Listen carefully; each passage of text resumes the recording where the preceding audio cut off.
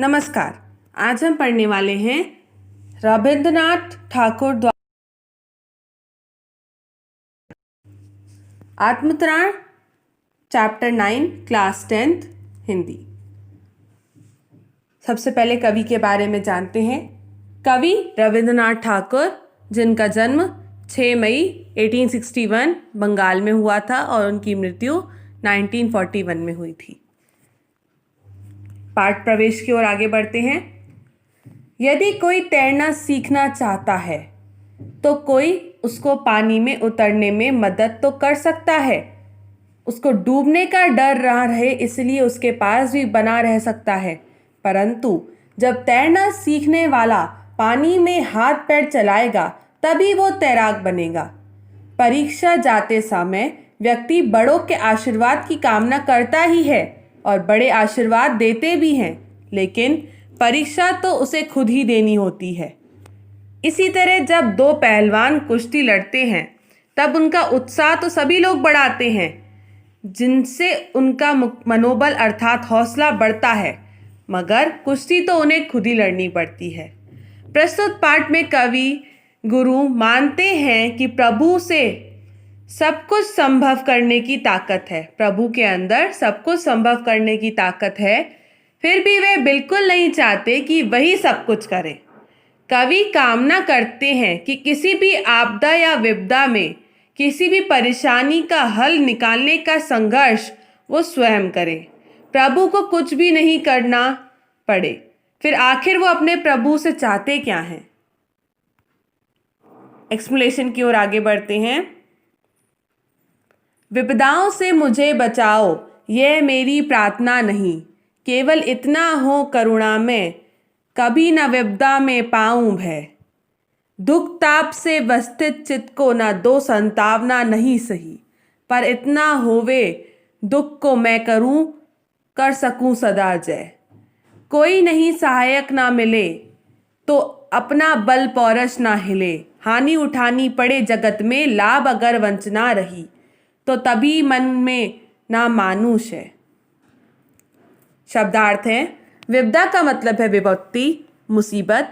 करुणामय का मतलब है दूसरों पर दया करने वाला। दुख ताप का मतलब है कष्ट की पीड़ा। व्यस्थित मतलब दुखी। चित्त मतलब मन। सांत्वना मतलब दिलासा। सहायक मतलब मददगार। पौरुष मतलब पराक्रम। वंचना मतलब वंचित और क्षय मतलब नाश। प्रस्तुत पंक्तियां हमारी हिंदी पाठ्य पुस्तक स्पर्श भाग 2 से ली गई हैं। इसके कवि गुरु रविंद्रनाथ ठाकुर हैं। इन पंक्तियों का बंगला से हिंदी में रूपांतरण आचार्य हरिप्रसाद द्विवेदी जी ने किया है, अनुवाद किया गया है। इन पंक्तियों में कवि गुरु ईश्वर से अपने दुख दर्द कम करने को नहीं कह रहे हैं, वे उन्हें दुख दर्द को झेलने की शक्ति मांग रहे हैं। इन पंक्तियों में कवि रविंद्रनाथ ठाकुर ईश्वर से प्रार्थना कर रहे हैं कि हे प्रभु, दुख और कष्टों से मुझे बचा कर रखो।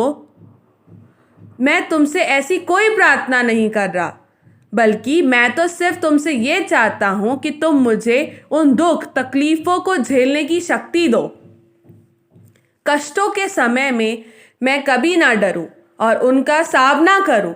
दुख की पीड़ा से दुखी मेरे मन को आप हौसला मत दो, परंतु हे प्रभु, मुझ में इतना आत्मविश्वास भर दो कि मैं हर कष्ट पर जीत हासिल कर सकूं।